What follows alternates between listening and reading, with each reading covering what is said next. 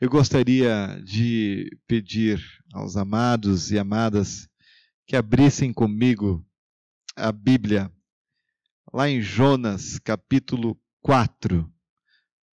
Nós leremos todo o capítulo. Jonas, capítulo 4.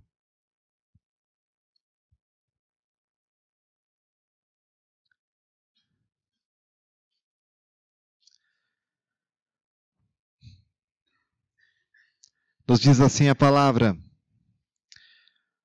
Jonas, porém, ficou profundamente descontente com isso e se enfureceu. Ele orou ao Senhor: Senhor, não foi isso que eu disse quando ainda estava em casa? Foi por isso que me apressei em fugir para Tarsis.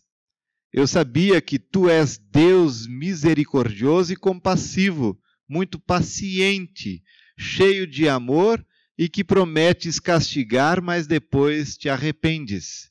Agora, Senhor, tira a minha vida, eu imploro, porque para mim é melhor morrer do que viver.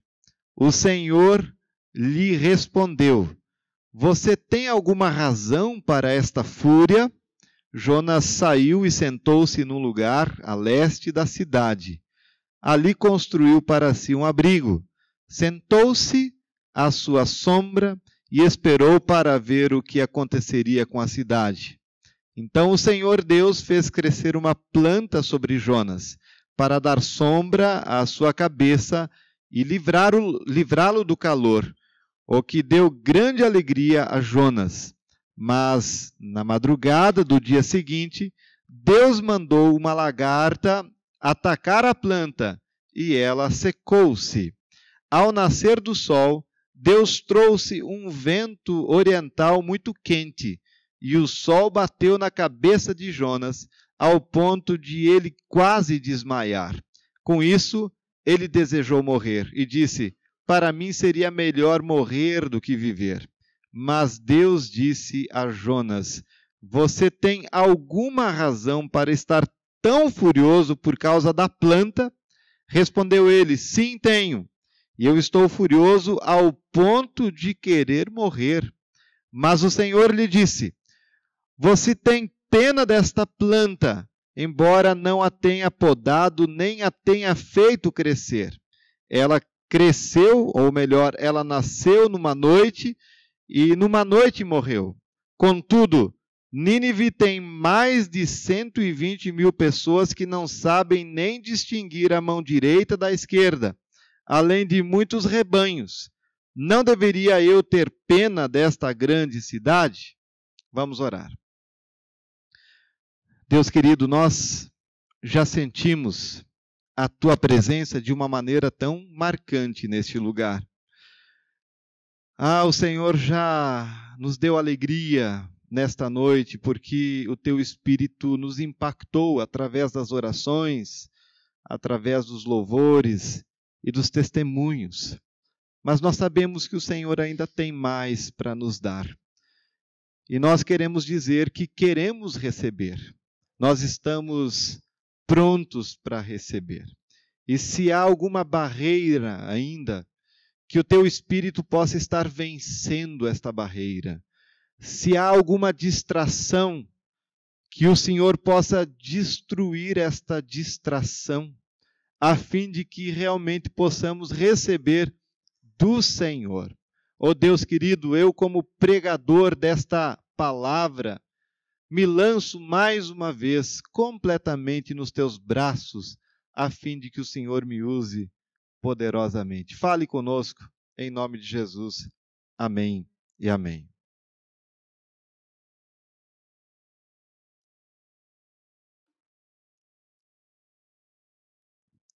Eu tenho uma certeza, e essa certeza me diz que nestes dias de jejum e oração, nós seremos ensinados pelo Senhor de uma forma muito diferente. Hoje pela manhã, nós ouvimos uma palavra que impactou primeiro a mim, porque eu fui usado como pregador, mas impactou a todos quantos estiveram aqui pela manhã. E a pergunta que eu me fiz ao sair daqui, logo em seguida, foi: o que nós vamos fazer com esta palavra? O que nós vamos fazer com esta palavra? Porque esta palavra foi forte demais. Esta palavra nos virou do avesso. Em outras palavras, a mensagem desta manhã, como diriam os jovens, nos chamou para a chincha, ou seja, esta palavra nos trouxe para perto de Deus para ouvir aquilo que nós devemos e merecemos ouvir. E a pergunta é: o que nós vamos fazer com aquilo que Deus nos disser nestes 40 dias de jejum e oração? Porque eu tenho a impressão de que Deus não vai poupar no falar. Deus vai falar poderosamente a esta congregação nestes 40 dias de jejum e oração.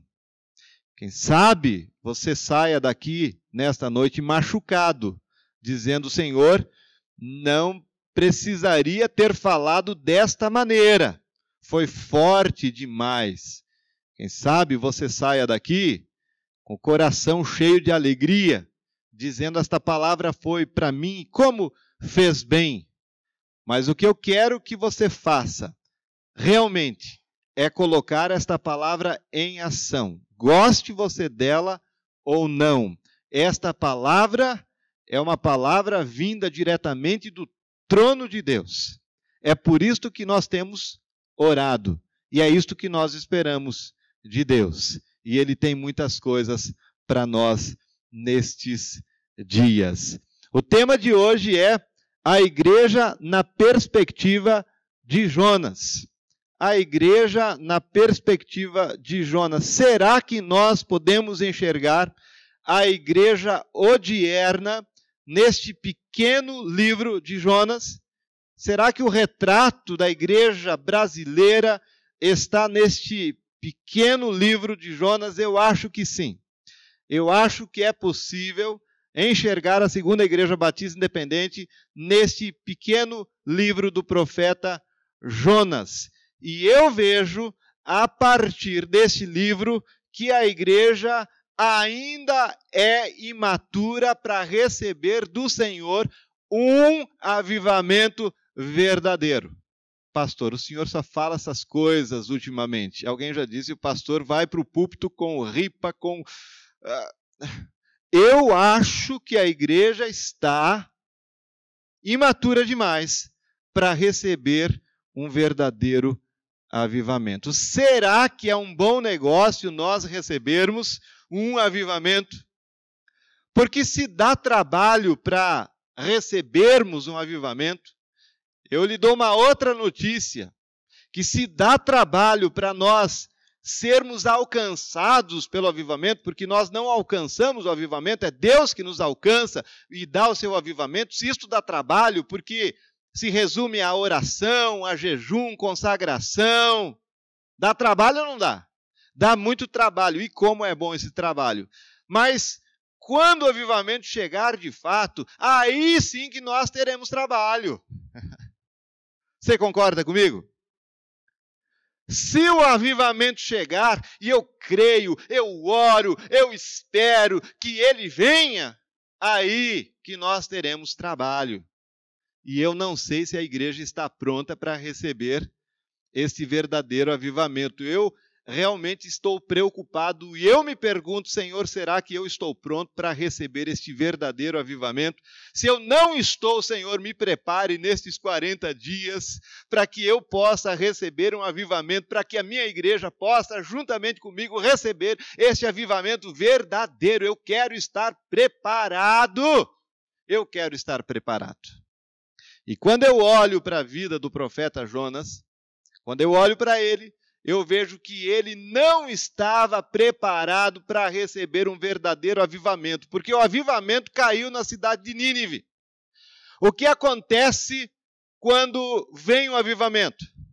As pessoas confessam os seus pecados, denunciam as suas obras más, ok?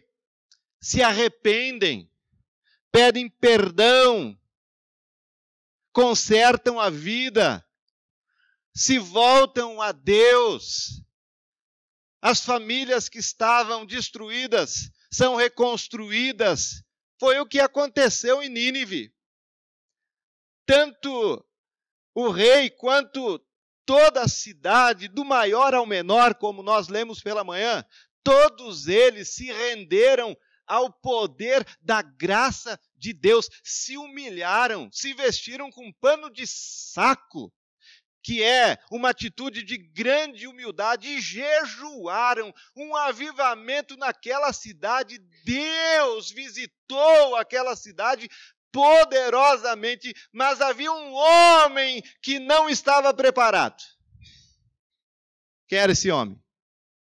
O Jonas. Jonas não estava preparado, mas, pastor, Deus usou esse homem poderosamente. Deus usou. Deus usa até uma mula. Deus pode usar até pedras. Deus pode usar até um ímpio para falar contigo. Mas o fato é que Jonas não estava preparado para aquele grande avivamento. E nós vamos perceber isto na mensagem que será pregada nesta noite. Nós enxergamos o retrato da igreja na história de Jonas. Enxergando este retrato, nós vamos ter uma certeza: a igreja ainda é imatura para receber um verdadeiro avivamento. Então, a nossa proposição, qual é? A imaturidade espiritual impede a igreja de receber o avivamento verdadeiro. Primeiro, nós descobrimos aqui que a igreja é egoísta. A igreja é egoísta. Jonas 4, verso 3 diz assim, palavras do profeta: peço-te, pois, ó Senhor, tira minha vida, porque melhor me é morrer do que viver. Tira minha vida, porque melhor me é morrer do que viver. Como nós falamos nesta manhã, Jonas pregou, mas lá no fundo ele dizia: tomara que este povo não aceite esta mensagem, porque este povo não merece. Se vocês bem conhecem a história de Jonas, Jonas era um profeta de Israel. E Israel teve muitos profetas. Mas todos os profetas de Israel foram levantados pelo Senhor para falar ao povo de Israel. Jonas não. Jonas, um profeta de Israel, foi levantado pelo Senhor para falar a uma nação ímpia. Pior, falar aos inimigos de Israel. Nínive era a capital da Síria. Essa cidade tinha mais de 600 mil pessoas. Pessoas que não adoravam ao Deus de Israel. Pessoas que adoravam a outros deuses. De repente, Deus diz a Jonas: Jonas, largue tudo e vá a Nínive e pregue o evangelho. E Jonas disse assim: olha, Deus, é o seguinte, eu não sei se eu entendi direito, mas eu sou profeta de Israel. Eu preciso pregar na igreja batista independente, lá é o meu lugar. Agora, eu não vou pregar para um povo que não quer ouvir sobre o Senhor. É perder tempo. Deus, vamos pensar direito aqui. O Senhor não acha melhor a gente pregar naquele lugar, naquele outro e lá? Mas em Nínive, este povo é idólatra. O Senhor só ficará triste recebendo um não como resposta. E quando ele prega a palavra do Senhor, o que acontece naquela cidade? Eles se arrependem. E quando Jonas vê as pessoas se arrependendo, ele senta no seu cantinho e diz: eu não acredito nisso, Senhor. Eu não posso crer no que eu estou vendo. Aí Jonas se retirou da cidade, foi para o lado leste, fez uma cabaninha para ele e sentou e pensou assim: eu vou ficar aqui 40 dias, eu vou esperar que Deus destrua esta cidade, porque eu não consigo aceitar isto. Jonas era egoísta. Eu vejo Jonas como aquela criancinha que não gosta de compartilhar o seu brinquedo com outras crianças. Criança geralmente é assim, não gosta de dividir com ninguém aquilo que é seu. Há algumas exceções, crianças que gostam de compartilhar e deixam de brincar com seu brinquedo para que outras possam brincar também. Mas eu vejo Jonas como aquela criancinha que teve o seu brinquedo tirado por alguns instantes. E ele fez bico. Eu não acredito que agora este brinquedo que era só meu é também desse povo, desses meninos ruins. E aí o que Jonas fez? É isso mesmo. Jonas é esse menino egoísta.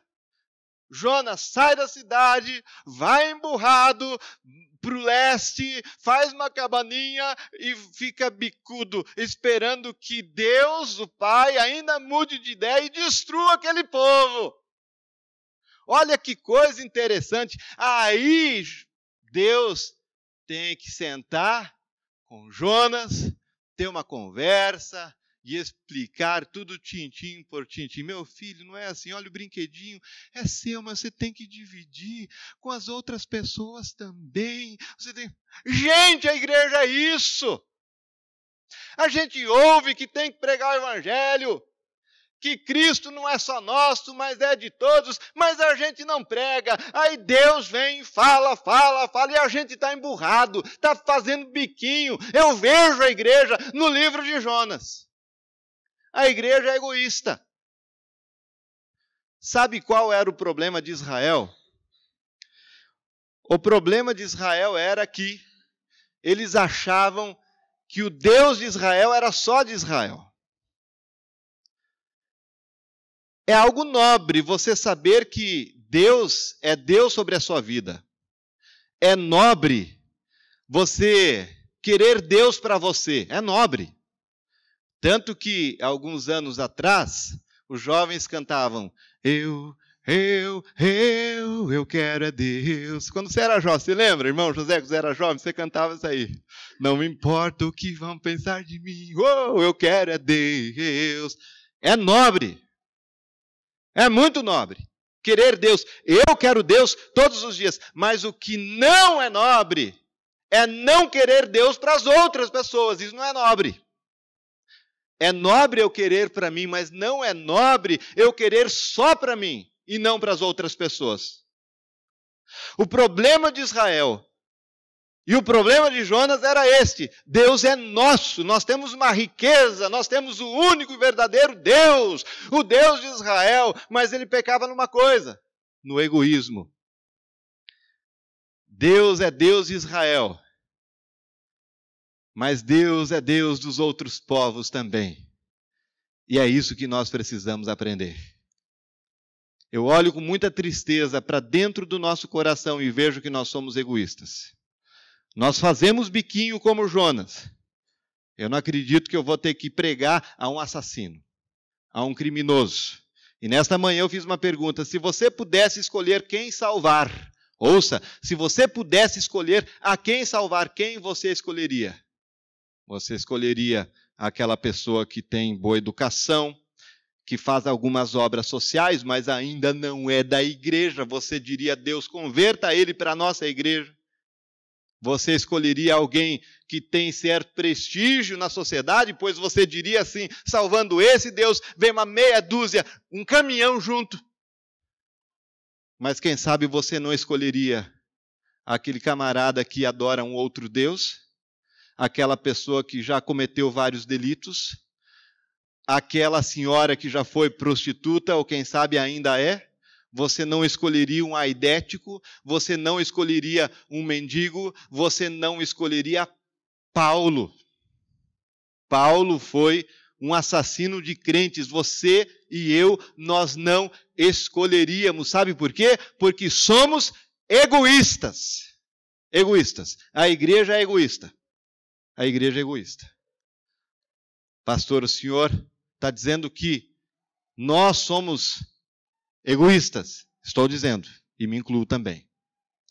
Por isso que esta campanha de jejum e oração está sendo difícil para cada um de nós. Eu estou sofrendo um monte nesta campanha de jejum e oração porque Deus está me moendo. E por isso eu disse, Senhor, o que eu vou fazer com essa mensagem que eu preguei? Porque é difícil demais. Porque Deus disse para mim que eu não prego porque não amo.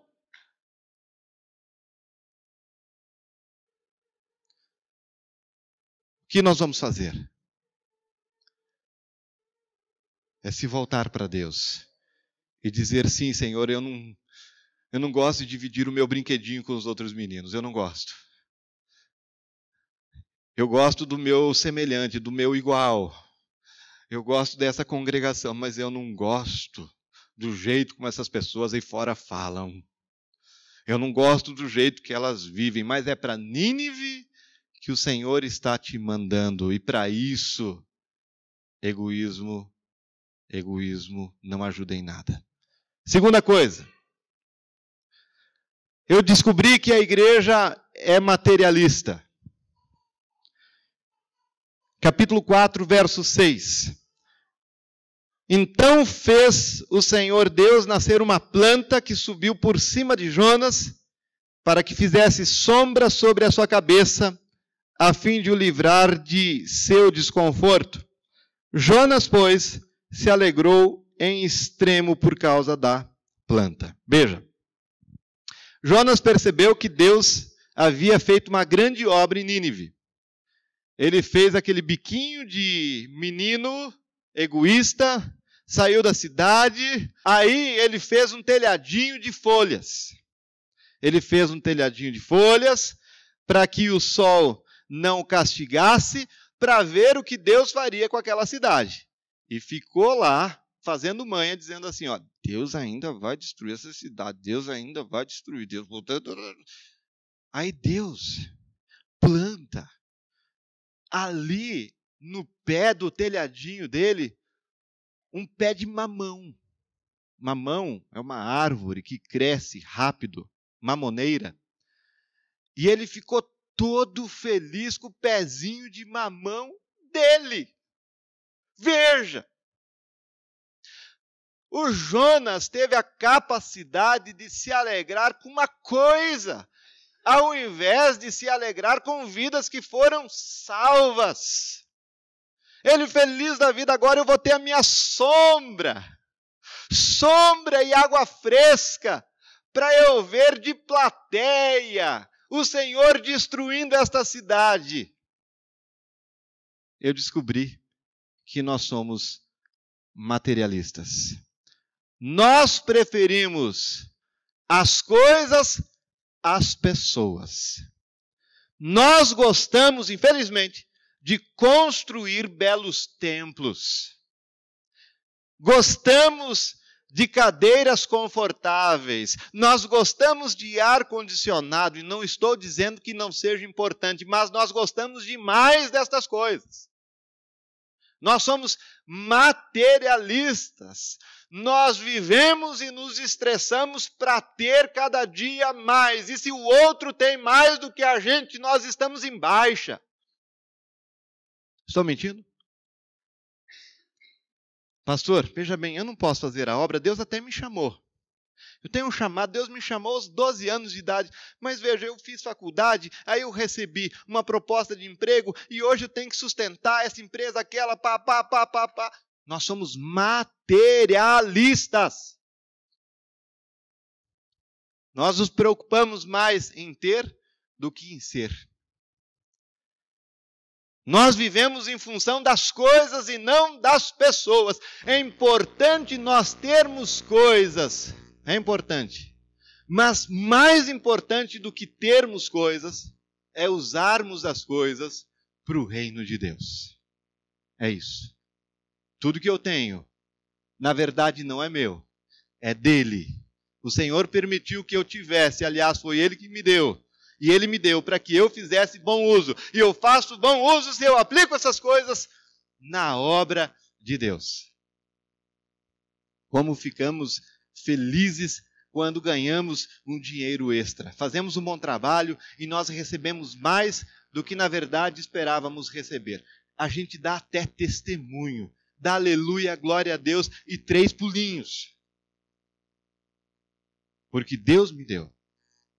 Como ficamos tristes quando passa um vendaval e leva umas 3 telhas da nossa casa embora. Como isso dói. É óbvio que dói. E nós até choramos. Mas não choramos quando o bebinho da cidade morre. Sem Cristo. Não choramos.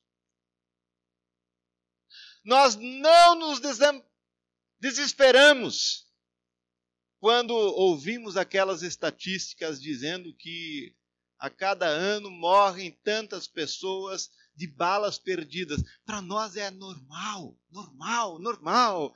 A gente faz de conta que nem ouviu. Igreja não pode ser igreja assim. Igreja não pode se preocupar mais com o material do que com as vidas. Jonas era assim. Aí um dia, Deus tirou, no outro dia já, aquela planta, veio um verme e matou aquela planta. Imagine só o que aconteceu. O Jonas ficou triste demais. Oh Deus, eu tinha uma mamoneira aqui. Ah, era uma bênção. E aí Jonas queria o quê? Morrer. Ele quis morrer. Quis morrer. Eu perdi um pé de mamão, Deus.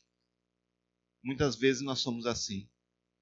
Nós perdemos em relação ao material, mas perdemos também vizinhos, nós perdemos familiares, nós perdemos pessoas que nós conhecemos e que o Espírito Santo já nos incomodou para pregarmos o Evangelho e não fizemos. E quando essas pessoas partem deste mundo sem Deus, nós não estamos nem aí. É duro. É difícil ouvirmos uma mensagem assim, mas é isso que acontece. Em primeiro lugar, nós somos egoístas. Eu me importo comigo. E no máximo com a minha família. E depois, se sobrar ainda um pouquinho de amor, eu me preocupo com os meus irmãos de igreja. Mas não me preocupo com os outros. Egoísmo. Não dá para receber avivamento assim. Segunda coisa, a igreja é materialista. Eu disse para Deus assim, se o Senhor um dia quiser que eu construa um lugar maior, porque Deus está dando crescimento aqui. Deus está dando crescimento. Mas para a gente construir, vai ter que encher esse templo aqui no mínimo 3 vezes por domingo. Porque nós não estamos focando no material, nós estamos focando em vidas. Nós queremos vidas, sabe por quê? Isso aqui a gente não vai levar para o céu, não. A gente vai levar vidas. Eu disse, Deus, se algum dia o Senhor me der a oportunidade de construir, eu quero que seja simples e funcional. Sem esbanjar.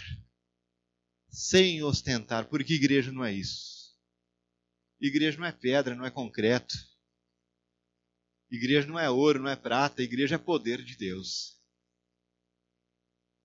O que Pedro disse ao paralítico na porta do templo? Em nome do ouro que eu tenho, da prata que nós ganhamos, levanta-te e anda. Não. O coxo, ele achava que receberia um pouquinho de prata, alguns vinténs. Mas aí Pedro disse assim, olha para nós. Olha para nós. Preste atenção, olhe para nós. E Pedro diz assim, em nome de Jesus de Nazaré, levanta e anda. Aleluias! O que a igreja precisa hoje é esta coragem e esta santidade para dizer ao mundo, olhe para nós, olhe para nós. E olhando para nós, você será transformado. Mas nós somos egoístas demais, nós não paramos para que as pessoas possam olhar para nós. E quando paramos, nós paramos com pressa para dizer, eu tenho que cuidar disso, daquilo. a igreja materialista. Gente, vamos focar nas vidas. As coisas são importantes, mas a igreja que cuida de vidas nunca vai ter falta de dinheiro para colocar em missões. A igreja que faz missões nunca tem falta de dinheiro. Está sabendo? É assim mesmo.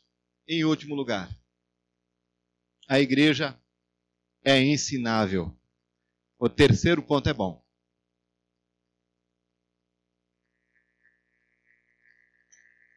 Apesar de tudo isso, a igreja é ensinável.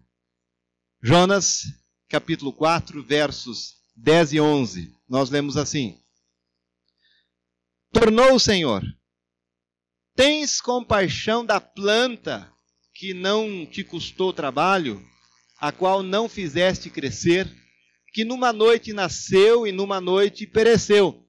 E não hei de eu ter compaixão da grande cidade de Nínive, em que há mais de 120 mil pessoas que não sabem discernir entre a mão direita e a mão esquerda, e também muitos animais. Sabe o que estava acontecendo aqui? Deus ensinando a Jonas. Jonas, vem cá. Para com essa criancice. Para com essa birra. Você ficou triste.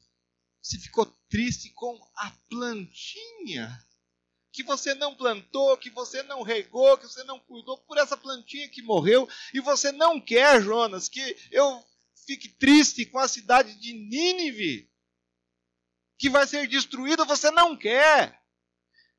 Deus estava ensinando Jonas. Sabe o que acontece todo domingo à noite aqui? É Deus ensinando a nós. E nestes 40 dias de jejum e oração, especialmente, nestes 40 dias, Deus vai nos ensinar muito, muito. Por isso que eu tenho esperança. Eu tenho esperança de que a igreja realmente ainda seja ensinável. Mas é um povo difícil de ensinar. A igreja é um povo difícil de ensinar. Maico, é difícil. E nós vemos isso na vida de Jonas. Veja, Jonas foi chamado por Deus para pregar em Nínive. Aí o texto começa dizendo assim: Jonas se dispôs, mas se dispôs a fugir para Tarsis. Jonas pegou o navio lá em Jope, foi parar no fundo do mar, na barriga de um peixe. Passou lá 3 dias e 3 noites, e ele se dobrou diante de Deus, orou. E aí então a gente pensou, olha, o Jonas realmente melhorou. Aí Deus fala com ele pela segunda vez. E Jonas então se dispôs a ir.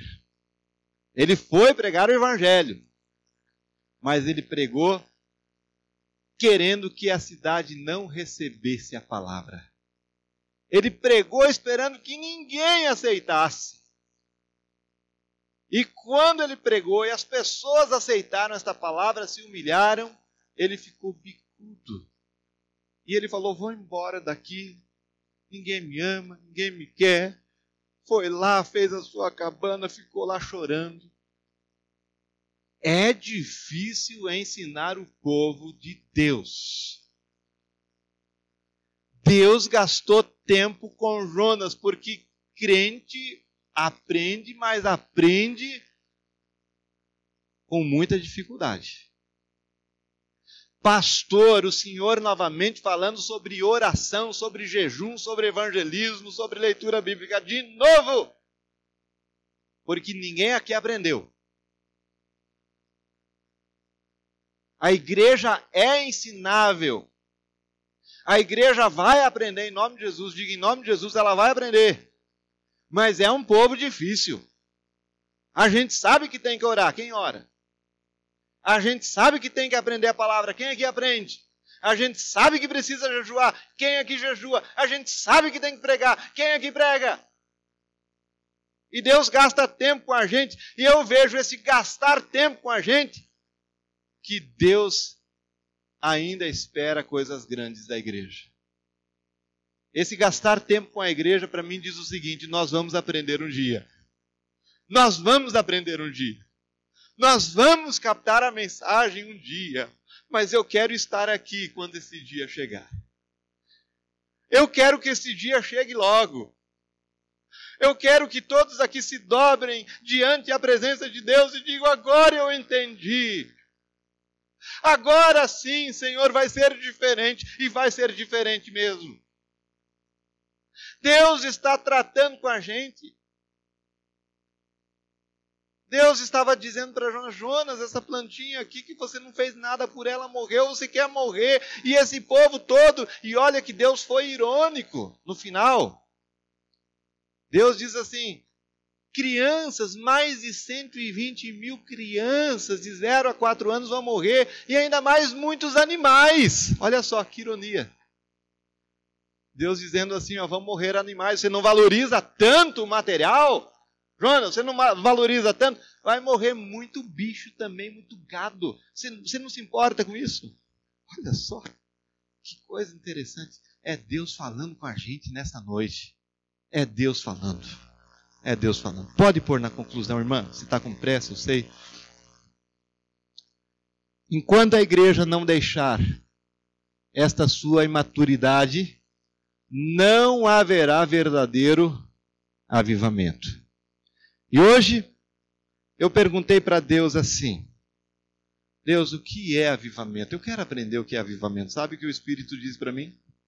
Avivamento é alinhar com os céus. Isso é avivamento, gente. Se ainda não sabe o que é avivamento, é alinhar com os céus. Esses dias o meu pai estava desesperado, desesperado é um jeito de falar. Passou um vento por lá e mexeu um pouquinho na parabólica. Eu falei: eu vou subir lá, vou mostrar que pastor é multiuso. Aí eu tive que colocar a antena em direção ao satélite. Mas milimetricamente. Eu tive que alinhar a antena com o satélite. Para que houvesse imagem perfeita.